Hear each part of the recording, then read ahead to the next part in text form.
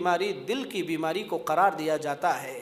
طب کے علاوہ ہم ایمان کے باب میں، اخلاق کے باب میں، دین کے باب میں، اللہ رسول کی اطاعت کے باب میں جب ہم دیکھتے ہیں تو یہاں بھی سب سے بڑی بیماری دل کی بیماری ہی ہے۔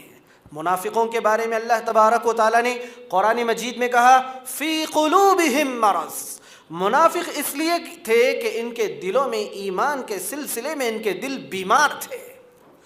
مشرک اور کافر اس لیے تھے کہ اللہ تبارک و تعالیٰ کے معاملے میں ان کے دلوں میں کجی تھی، ان کے دلوں میں ٹیڑھا پن تھا۔ اللہ تبارک و تعالیٰ نے اس لیے ان کو، اللہ تبارک و تعالیٰ نے ہدایت توفیق سے، ہدایت سے اللہ تبارک و تعالیٰ نے انہیں محروم رکھا۔ تو حاضرین کرام، میں نے آپ کے سامنے ایک آیت کریمہ پڑھی ہے جس میں محمد صلی اللہ علیہ وسلم کو کہا گیا وَإِنَّهُ لَتَنزِيلُ رَبِّ الْعَالَمِينَ نزل به الروح الامین علی قلبک لتکون من المنذرین۔ اے محمد صلی اللہ علیہ وسلم، ہم نے قرآن مجید کو آپ پر نازل فرمایا، جبریل علیہ السلام کے ذریعے قرآن مجید کو ہم نے نازل فرمایا، اور ساتھ ہی ساتھ ہم نے قرآن مجید کو آپ کے دل پر نازل فرمایا۔ معلوم ہوا کہ دل جو ہے نا، یہ اللہ تبارک و تعالیٰ کے الہام کی جگہ ہے۔ یہاں پر وہ اللہ تبارک و تعالیٰ کے الہامات، اللہ تعالیٰ کی طرف سے بشارتیں، اللہ تبارک و تعالیٰ کی طرف سے نیک خیالات نازل ہونے کی جگہ یہ ہمارا دل ہے۔ اور اللہ کے رسول صلی اللہ علیہ وسلم نے بیان فرمایا، لوگوں، انسان کے جسم میں ایک حصہ ہے، اگر وہ اچھا ہو جائے انسان کا ظاہر و باہر اچھا ہو جائے، اور انسان کے جسم کا یہ ایک حصہ برباد ہو جائے اس کے بعد انسان کا سارا جسم برباد ہو کر رہ جائے۔ خبردار رہنا، وہ حصہ دل کا حصہ ہے۔ اگر دل اچھا ہو تو انسان کا ظاہر بھی اچھا ہوگا، انسان کا باطن بھی اچھا ہوگا۔ انسان کا دل اگر صحت مند دل ہوگا، انسان کی ظاہری عبادتیں بھی اچھی ہوں گی، اس کی باطنی عبادتیں بھی اچھی ہوں گی۔ اور اگر انسان کا دل بیمار ہوگا، انسان صحت کے اعتبار سے بھی بیمار ہوگا، اخلاق کے اعتبار سے بھی بیمار ہوگا، اور عمل کے اعتبار سے بھی بیمار ہوگا، ایمان کے اعتبار سے بھی بیمار ہوگا۔ اللہ تبارک و تعالیٰ نے ایسے لوگوں کا تذکرہ جن کو اللہ نے دل تو دیا ہے مگر وہ دل سے کام نہیں لیتے، اللہ نے ان کو آنکھ تو دی ہیں مگر آنکھوں سے یہ لوگ دیکھتے نہیں ہیں۔ اللہ تعالیٰ نے کہا لہم قلوب لا یفقہون بہا ولہم اعین لا یبصرون بہا ولہم آذان لا یسمعون بہا اولئک کالانعام بل ہم اضل۔ اللہ نے آنکھیں دی ہیں، آنکھوں سے دیکھنے کا، عبرت حاصل کرنے کا کام نہیں لیتے، دیکھتے نہیں، کانوں سے سنتے نہیں دین کی باتوں کو، اور دل سے سمجھتے نہیں۔ ان کے دل بیمار ہیں، گویا یہ جانور ہیں، بلکہ جانوروں سے بھی بدتر ہیں۔ بسا اوقات دل ہونے کے باوجود بھی انسان اندھا ہو جاتا ہے، حق و باطل کی تمیز مٹ جاتی ہے، انسان اسی چیز کو دیکھتا ہے جو اس کا بیمار دل دیکھنا چاہتا ہے، انسان وہی کام کرتا ہے جو اس کا بیمار دل کرنا چاہتا ہے، انسان بسا اوقات وہی بولتا ہے جو اس کا بیمار دل بلوانا چاہتا ہے۔ حاضرین کرام، یہ دنگے، یہ فسادات، یہ دنیا کا بگاڑ، یہ گناہوں کی کثرت، ان ساری چیزوں کا واحد علاج یہ بیمار دل کا سبب ہے۔ یہ بیمار دل ہے جس کے سبب سے یہ سارا کا سارا بگاڑ ہے۔ اللہ تعالیٰ نے کہا انہا لا تعمل الابصار ولکن تعمل القلوب التي في الصدور۔ انسان کی آنکھیں اندھی نہیں ہوتی، انسان کے کان بہرے نہیں ہوتے، انسان کی زبان گونگی نہیں ہوتی، وہ دل بہرا ہوتا ہے۔ وہ آنکھ نہیں، وہ دل بہرا ہوتا ہے، وہ کان نہیں، وہ دل بہرا ہوتا ہے، وہ زبان نہیں، وہ انسان کا دل گنگا ہوتا ہے۔ اس کا رد نہ کرنا، حق کو، باطل کو دیکھنا، اس کا رد نہ کرنا، باطل کو سننا، اس کا رد نہ کرنا، اور زبان، باطل کی زبان بات کرنا، یہ سب اسی وقت ہو سکتا ہے جب انسان کا دل اندھا ہو، انسان کا دل کسی بھی قسم کے کام کے لائق نہ ہو۔ حاضرین، ایک چیز یہ ہے، سوال یہ ہے کہ ہمارے دلوں کو بیماری لائق کیوں ہوتی ہے؟ ہمارے دل ایسے کیوں ہو جاتے ہیں؟ فرمایا رسول اللہ صلی اللہ علیہ وسلم نے کہ انسان جب گناہ کرتا ہے تو اس کا ہر گناہ ہر گناہ کے ساتھ ساتھ انسان کے دل پر ایک دھپا بیٹھ جاتا ہے، سیاہ دھپا۔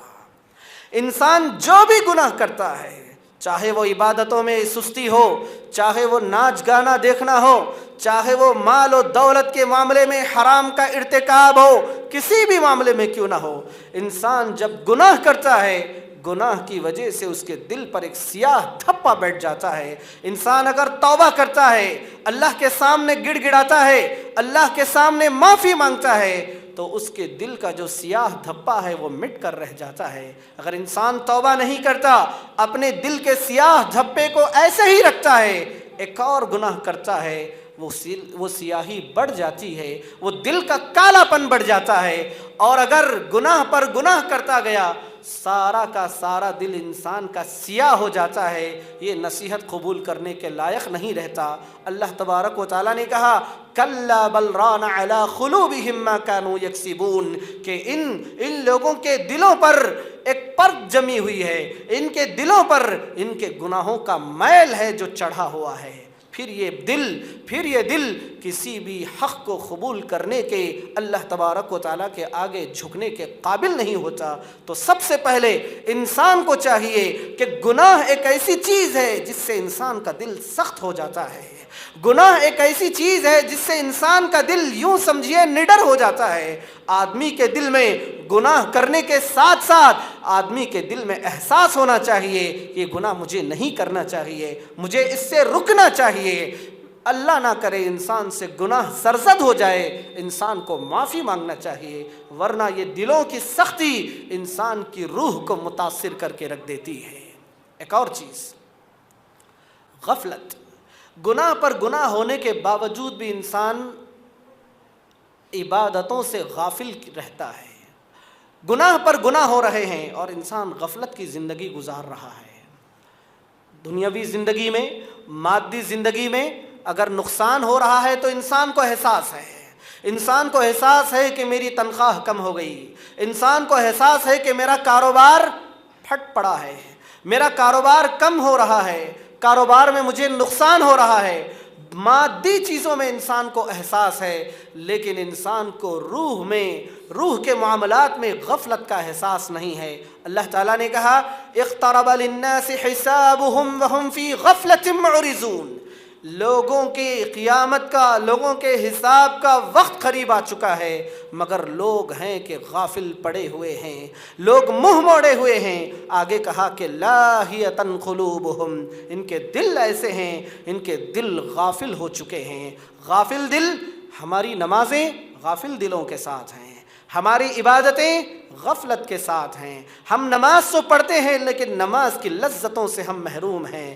ایک ہی صف میں 4 آدمی کھڑے ہو کر نماز پڑھتے ہیں، کیا بات ہے کہ ایک آدمی نماز پوری کی پوری نماز کا ثواب لیتا ہے، ایک آدمی نماز کا آدھا ثواب لیتا ہے، ایک آدمی نماز کا پاؤ ثواب لیتا ہے، اور ایک آدمی نماز کے ثواب کا 10واں حصہ لیتا ہے، اور ایک آدمی نماز کے ثواب کا کوئی بھی حصہ نہیں لیتا۔ اور ایک آدمی ایسا بھی ہے نماز پڑھ رہا ہے مگر نماز کے بعد اسے ثواب کے بجائے گناہ مل رہا ہے۔ یہ کیوں؟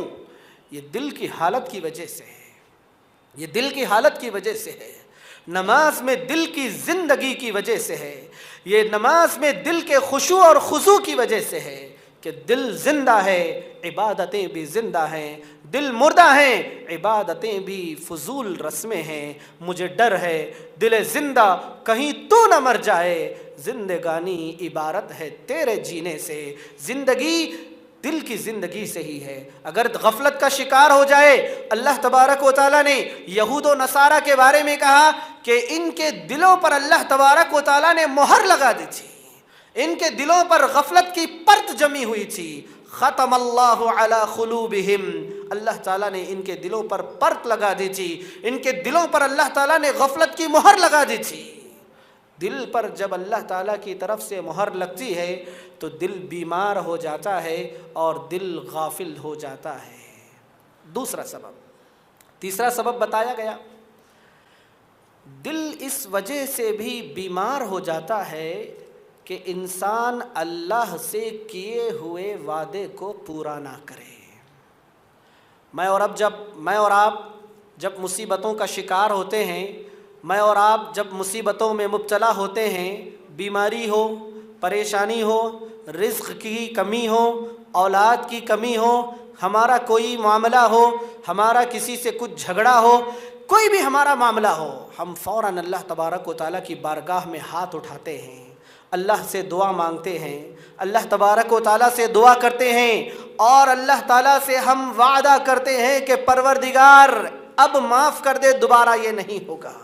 اللہ تعالیٰ مجھے معاف کر دے، میں وعدہ کرتا ہوں دوبارہ نہیں کروں گا۔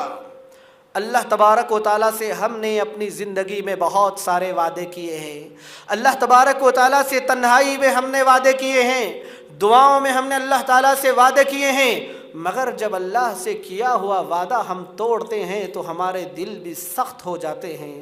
اللہ تعالیٰ نے یہود و نصارہ کے بارے میں کہا فَبِمَا نَقْضِهِمْ مِيثَاقَهُمْ لَعَنَّاهُمْ وَجَعَلْنَا قُلُوبَهُمْ قَاسِيَةً، جب انہوں نے ہم سے کیا ہوا وعدہ توڑ دیا، ہم نے ان پر لعنت برسائی اور ان کے دلوں کو سخت کر دیا۔ تو ٹوکا